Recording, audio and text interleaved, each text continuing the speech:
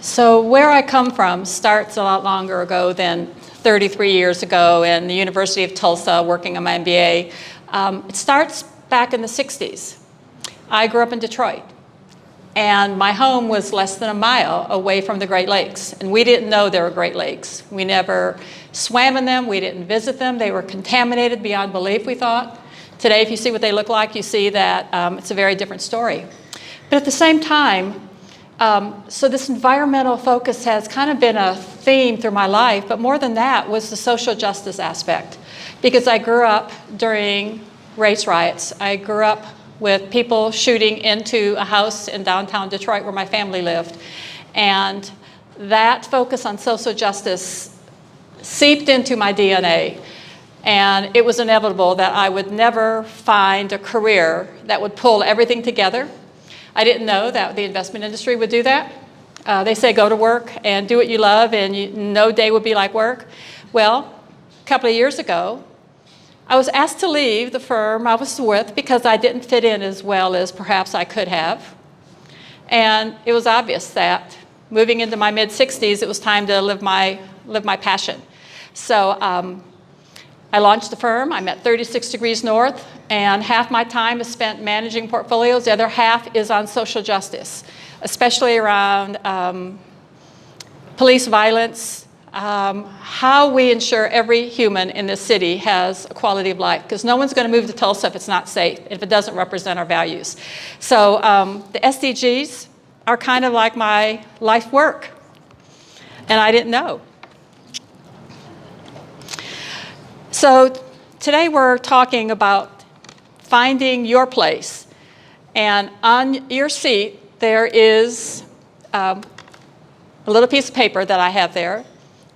Yeah, Jean, hold one up.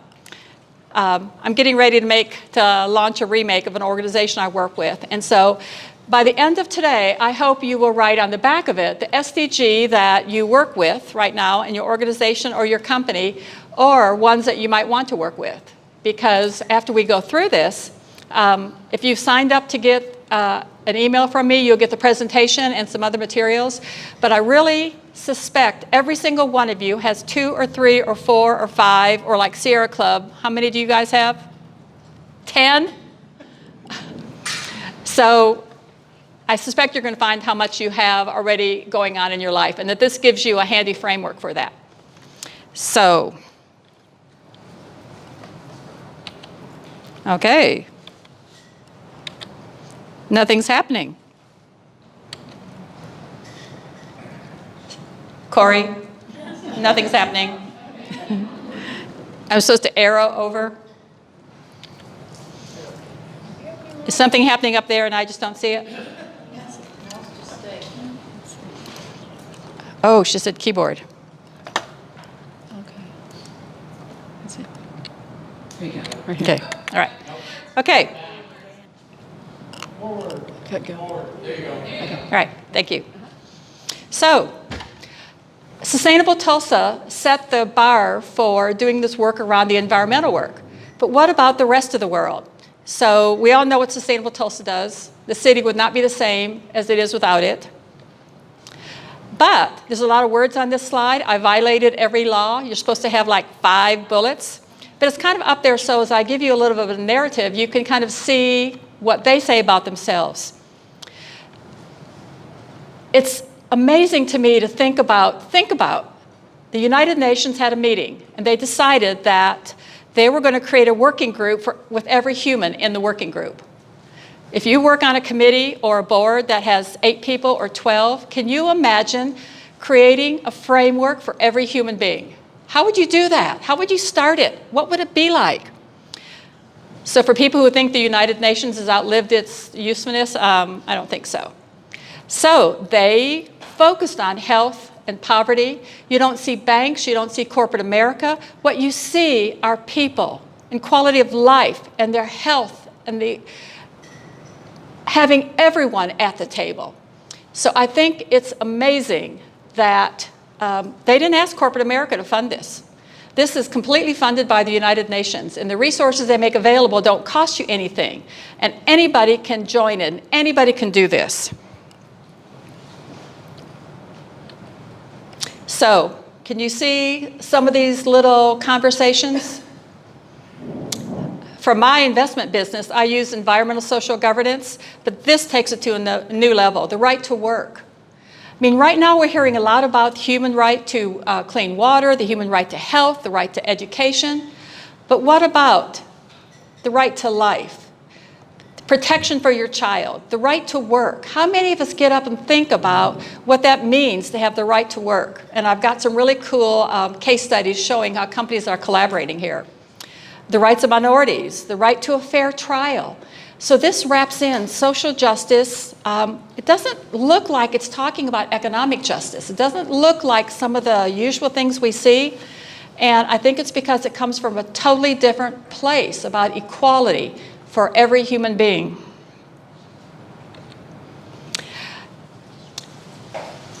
So I build portfolios for clients that focus on environmental, social, and governance. And if you want a company to really do a good job, you don't have the president of the company, the CEO, and the chair of the board be the same person. So we spend a lot of time going to every company in the world, basically, and talking about these issues and asking them how they're tackling them, asking them what they're doing, asking them to do more, showing up at shareholder meetings, organizing dialogue. So in Tulsa, Kuma's not here, is she? But who's representing Kuma with Mosaic? So you would see diversity. That would fall under the social area. The research that goes behind what happens when you have a diverse workforce, how much better companies perform. So these are kind of cold, hard silos that don't really tell you what it's going to take to get past that. So think, if you're a STEM person, think periodic table of elements meets changing our world. What would it look like? And let's see if I can. What happens if I click that? Okay. So when you get this presentation, you'll see a bunch of little hot links. So you can go through and look at some of these things here. So here we are. And these are they're all over the place. They're on all our sponsors' tables. So you're going to start getting used to, when you leave here, I'd love it you would say, hi, I'm Jean Lemon. So Jean Lemon, you would be Life Below Water. Who else would you be? Climate action. So if we start looking at ourselves in terms of, I'm a 14 Blue, and looking at what we're doing and who else is doing that work and who would want to do that work, I think that's going to be very fun. Okay, so now how do I get back? Do I just close it? Okay. So it just doesn't take a village anymore. This is a global village. When you see the people who have signed up, it's not just America leading the charge anymore. That's what's exciting. It's not just America that's in the driver's seat. So here we have no poverty, zero hunger, good health and well-being, quality education, gender equality, clean water and sanitation, affordable and clean energy. So Barbara, are you and Gary counting on which ones are you for Sierra Club and Ready for 100? Decent work and economic growth, industry innovation and infrastructure, reduced inequalities, sustainable cities and communities, responsible consumption and production, climate action, life below water, life on land, peace, justice, and strong communities. You notice it doesn't talk about the bottom line, but how many of you think that the bottom line is going to be better if this is how you're doing things? I mean, I know that. I know that the research is in, that doing business the right way and corporate social responsibility is not just something you tack onto a website. Okay, so at the end, after we've introduced all the sponsors, we're going to have the Wheel of Fortune. So that's going to be very fun. You're going to wait to see that. So I'm not going to reveal that yet. Oh, wait, I did. Dang. Okay. But when you get this presentation and do that, what will happen is every one of these things you click on tells you the goal. It gives you targets. You don't have to write. You don't have to sit and say, I'm going to make this up. It gives you targets of what other people are doing. And they want you to steal their material. They want you to take it and use it and customize it. 403 partnerships. What if you want to align with somebody else who's further along than you? What if you don't want to spend any money? What if you can't spend any money? These partnerships, these things in place, 37 publications, 55 documents. The resources are there. And if it feels overwhelming, all you have to do is click and drop down a level. Click and drop down a level. And once again, here are the goals all lined up. And oh, look at. What will happen if I click on that? It says YouTube. maybe it will play.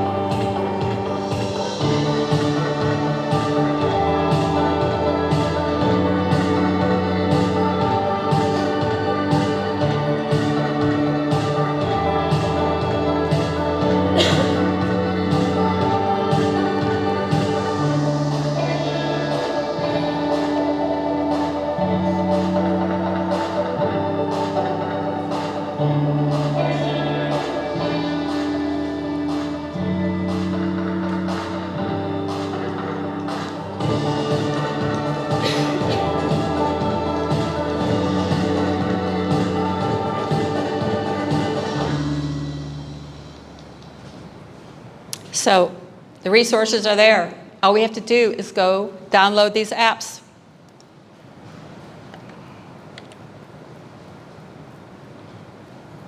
So how do you make the SDGs, and you probably are wondering when am I going to say STD, aren't you? Every time I say this, I know one of these days I'm going to say STD. How do you make the STD sticks? Not many people are really hoping that's going to happen. So if I say it up front, just know I'm jinxing myself. I know I'm going to say it. So how do you make it real, one person at a time? How do you do that? So last fall, many of you have heard my story about going to the Interfaith Center on Corporate Responsibility. I was on an airplane. I was reading Barron's. I take Barron's and Oprah every time I travel. I open it up and I see nuns with guns. And I said, I'm working with some nuns and guns. And it turned out these nuns and guns were making serious impact with Sturm Ruger and Dick's Sporting Good. Nuns and guns. And they were the nuns I was working with. So I go to this conference in New York City. I spent a week being lost on the subway. I was exhausted.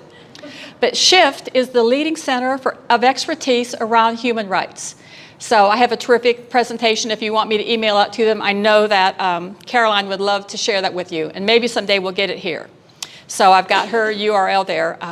But respect for human rights, that's what she thinks sustainable development looks like from a social perspective. So, the single greatest way most companies can contribute to socially sustainable development, the SDGs. Shift the focus. When you dig in, you get to the people. So there's 3 pillars of the guiding principles. The state has a duty to protect. That's what our government is supposed to do of every country, protect. Corporations have a responsibility to respect and to meet the needs of the people. There should be a way that we have a remedy for victims to have access to effective remedies. And I think over the next decade, we're going to see more and more along this line of what do you do when corporations and governments get it wrong? How do you restore trust in a system that's now broken? Okay, so here's a case study. So, you sit down there, if you get Carlos Moreno in the room and a whiteboard, you know what you're going to get. You're going to get a fabulous strategic plan in 30 minutes.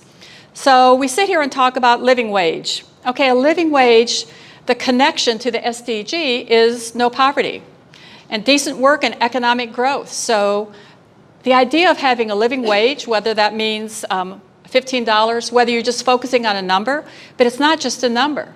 So if a company says, like Walmart, let's say Walmart decided that did you hear about the annual meeting yesterday?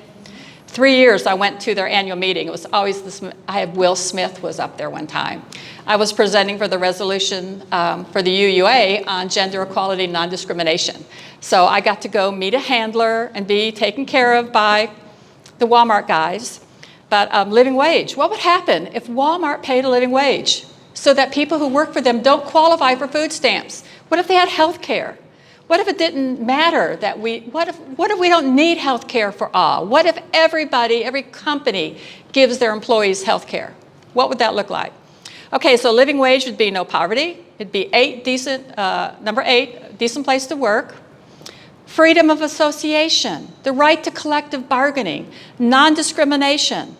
So these human values get worked into the SDGs, and a company has to stand up and show up. So living wage, that assumes that you're not having child labor. And it assumes you don't have 16-hour work days. So then decent work and economic growth. Oh, don't forget zero hunger, because the right to food. If you have a living wage, you have access to food. So the living wage piece ends up flowing into 3 SDGs. Of course, now, if you're not going to have children working 16 hours, like Uzbek cotton right now there's a huge battle on getting children to being forced to pick cotton.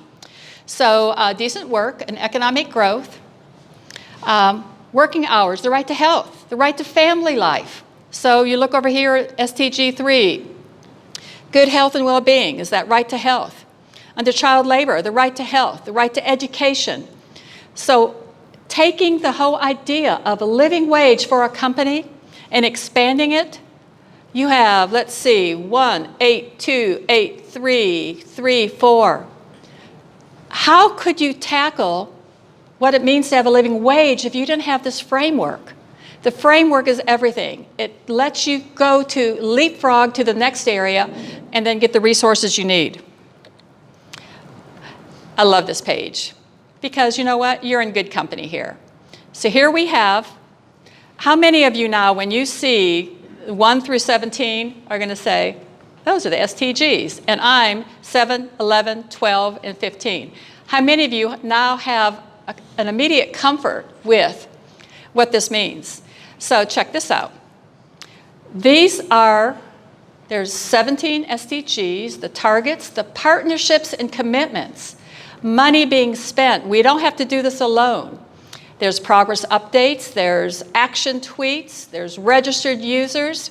But look who people are focused on. Life below water. Gene, look, check it out.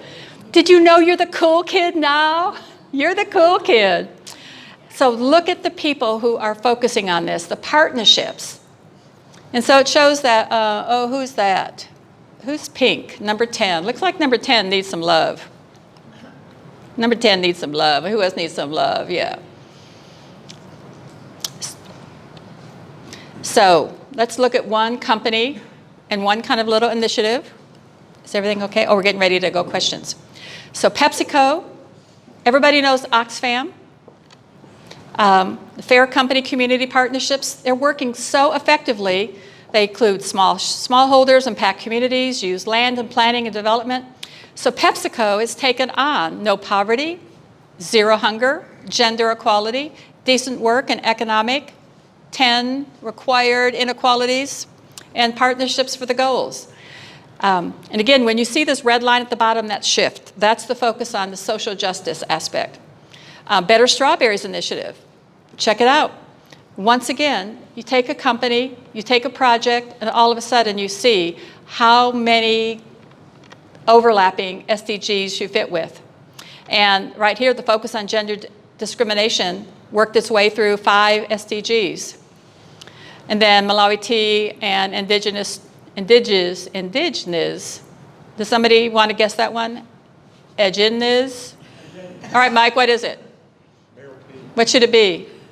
Mayor Pete needs to, do we have a lifeline to Mayor Pete? It's living wages, so here we go. Now this makes all the difference in the world. If you look on your table, you'll see this impact analyzer. I envision in your copy room a notebook with a bunch of these in here with holes punched in them. And you get an idea. You come in and say, you know, we have a patch of ground out there that's not being planted. What happened if we put a butterfly pollinator garden? If you're my Facebook friend, you know I'm obsessed with bees. They have these little wings and these big bee butts. They're so cute. I'm just fascinated. So what if you say, hey, I don't want bees to be a thing of the past. I want to focus on bees. So you say an impact analyzer. What if everybody in every company took this piece of paper and wrote something down and put some details, and then together you have an SDG group that comes and says, let's prioritize these. And every season we're going to tackle a different one. This gives you the format, this gives you the framing, because you want to be able to measure it. You got to be able to define it and measure it before you know that you've made a difference. How easy is this? Okay, have you ever heard of a project where you don't have to pay for anything? So you email the UN, you ask permission to use the SDGs, you register, and you're going to start seeing these because I'm going to buy a bunch of these already. In fact, these little things you've seen on your chairs, I have those designed because I'm a stickeraholic kind of person. You're going to see a lot of these. So my laptop should have my SDGs on it, and it's going to once I get these paid for. So you go to the UN website, you get the graphical assets. All these things are free. All the things in your hands here, you can decide what you want, every language possible, because this is not just an American or an English speaking initiative. Find a printing house, talk to Trey at 36 North. He's a great designer. Talk to him about where he gets his stickers done. Order your stickers. Stickers arrive. UN permission arrives. And then you start putting these all over the place. You start having them on your name badge. What do I work on? What do you work on? So you show up at a party.